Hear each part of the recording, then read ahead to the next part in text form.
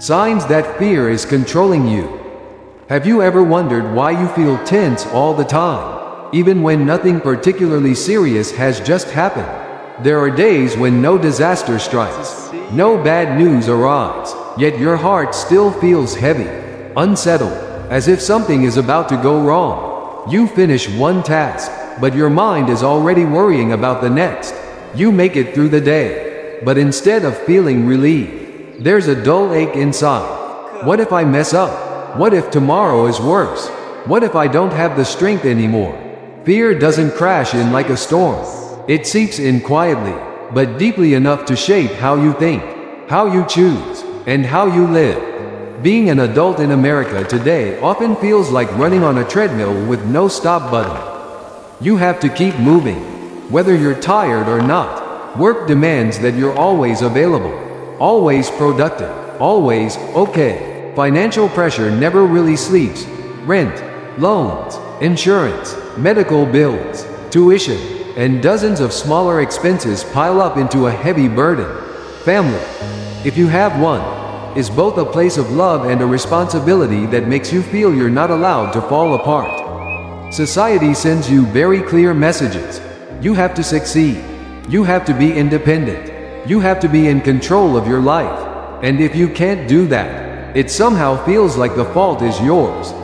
On the surface, you might actually be doing fine. You go to work regularly, pay your bills on time, keep your life from falling into chaos. But inside, you're always on guard. You find it hard to truly rest, even in moments of free time. Your mind keeps running. You watch a movie but can't remember the plot. You eat dinner but barely taste it. You lie in bed but don't really sleep.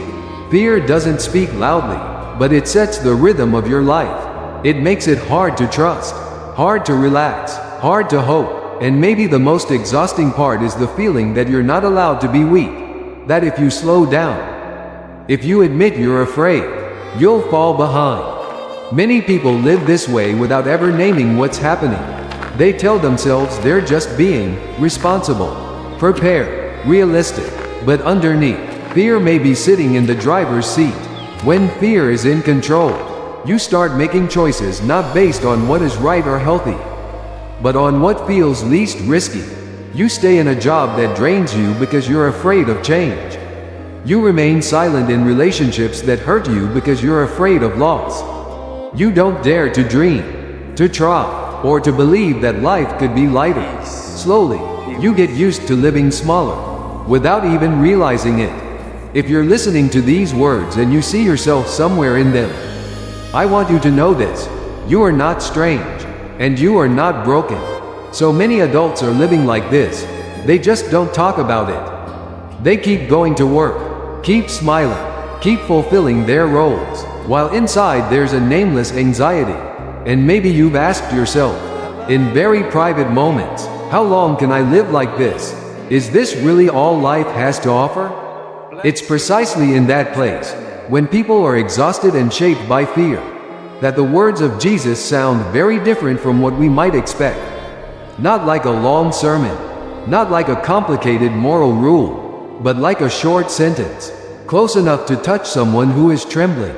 He says, "Do not be afraid, for I am with you." A very simple line, but not a shallow one. It doesn't demand that you change immediately. It doesn't require you to become stronger right away. It's simply a reminder that right in the moment when fear feels most in control, you are not alone in it. When Jesus says, "Do not be afraid, for I am with you," he is not denying that fear is real. He's not saying fear is imaginary or a sign of weakness. He understands very well how fear works in the human heart. Fear isn't just a passing emotion. It's a quiet force that can shape how you see the world. When fear takes the wheel, you stop living from trust and start living from defense. You choose what feels safest, most familiar, least painful, even when those choices slowly cost you yourself. One of the clearest signs that fear is controlling you is that you live constantly in what if. What if I fail? What if I speak up? What if I try and no one accepts me? In the eyes of fear, the future is always a threat, and because of that, the present never gets fully lived. You don't allow yourself to enjoy what's good now, because you're always bracing for what might go wrong. You don't let yourself be joyful, because part of you believes joy is fragile, something that can be taken away at any moment. Jesus doesn't come to scold you for this. He knows fear often grows out of carrying too much on your own. When you believe everything depends on you, when you think that if you slip, everything will collapse, fear is almost inevitable. And that's exactly where his words become very practical. I am with you. It means the burden isn't only on your shoulders. It means you're not the sole guardian keeping your life from falling apart. It means there is a presence walking with you, not to control your life for you, but to share the vulnerability of being human with you. When you understand it this way, you start to see that faith isn't about forcing yourself not to be afraid. Faith isn't about convincing yourself that everything will be fine. At its most ordinary level, faith is daring to look at your fear and say, I'm not facing this alone. It's a small shift, but a crucial one. Fear is still there, but it's no longer the only voice inside you. It no longer gets to decide every choice. It no longer defines who you are. In everyday life, this can show up very concretely. Maybe you realize you're always saying yes to requests that exhaust you, simply because you're afraid of disappointing others. Maybe you notice you keep postponing important decisions, not because you're unready, but because you're afraid of being responsible if things go wrong. Maybe you see that you need to control every small detail, your schedule, your finances, even other people's emotions, because deep down, you equate losing control with losing safety. None of this makes you a bad person. It simply shows that fear is trying to protect you, but doing so in a way that slowly wears you down. Jesus doesn't come to take responsibility away from you. He comes to take away the illusion that you have to carry everything by yourself. He invites you to live just a little differently, slower, more honest, trusting that His presence is enough to keep you from falling apart, even when things don't go according to plan. When fear is no longer in the driver's seat, you begin to have space to listen to what's really happening inside you. You start to tell the difference between what you truly want and what you're doing simply because you're afraid. Think of a man in his 40s, living in the suburbs, with a stable job and what looks like a peaceful family life.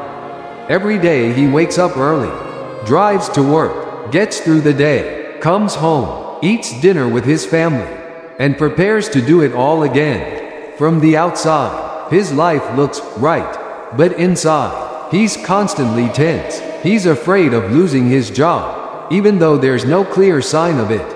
He's afraid he's not good enough, despite years of effort. He's afraid that if he ever stops to ask himself whether he's happy, everything will fall apart, so he never stops. Fear keeps him running, even when he no longer knows where he's going. Or think of a young woman working in a highly competitive environment.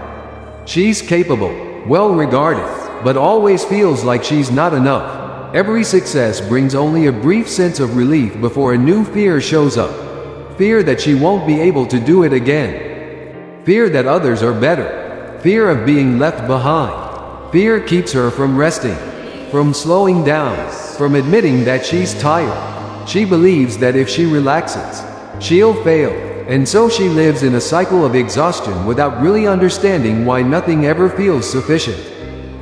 In stories like these, what Jesus says isn't quit your job, change everything immediately, or do something dramatic. His invitation goes deeper. He asks them, and he asks you, to notice who is actually steering your life. Is it fear, or is it the trust that you are not abandoned? When you begin to see that, you may not change your circumstances right away, but you do begin to change the place fear holds in your heart. It's no longer the boss. It becomes a signal, a sign that you need support. And maybe right there, a very quiet healing process begins, not by erasing fear, but by allowing the presence of Jesus to step into the middle of that fear. When you dare to admit that you are afraid, and dare to believe that you're not alone in it, you've already stepped out from under fear's control, even if it's just one small step. And sometimes, one step like that is enough to start turning your life in a new direction. When you realize that fear has been quietly controlling you for a long time, what Jesus brings is not condemnation, but companionship. He doesn't stand far away telling you how to live. He slows his pace and walks beside you, matching your tired breathing. He knows you are not weak because you're afraid. You're human. You've been carrying too much responsibility, too many expectations, too many unnamed worries, and in that very fragility, he doesn't withdraw, he stays. The hope Jesus offers isn't the hope that everything will suddenly get better, or that life will become easy. It's a deeper hope, that you are not alone while things are still hard, that your worth doesn't rise or fall with success or failure, that even when you don't feel strong enough to believe, he is still faithful enough to remain. This hope doesn't depend on circumstances. It rests on a simple truth. You're loved before you get anything right. There will still be days when you wake up with anxiety in your chest. There will still be nights when you lie awake with unanswered questions. Faith doesn't erase those moments, but faith reminds you that fear doesn't have the final word. You can tremble and still move forward. You can be weak and still be held. You may not understand the road ahead, but you are not walking it alone. If today you find yourself in a season where fear still feels very real, please don't force yourself to be strong right away. Jesus doesn't love you because you are brave. He loves you even when you are afraid. And that unconditional love, over time, gently loosens fear's grip, not through pressure, but through steady comfort, not by demanding change, but through a presence that does not leave. Before we close, I want to invite you to pause and ask yourself one very simple, honest question. Right now, which fear is influencing the most important decisions in your life? If you're willing, share that in the comments. You may not be as alone as you think. And now, if you'd like, stay with me for a short prayer. Lord, I come to you with a tired heart and anxieties I can no longer hide. I don't ask you to take away all my fears right now. I only ask that you stay with me while I am afraid. Help me know that I am loved, even in my weakness. Teach me to take small steps, with simple trust, and let your peace touch the place where I am most unsettled. Amen.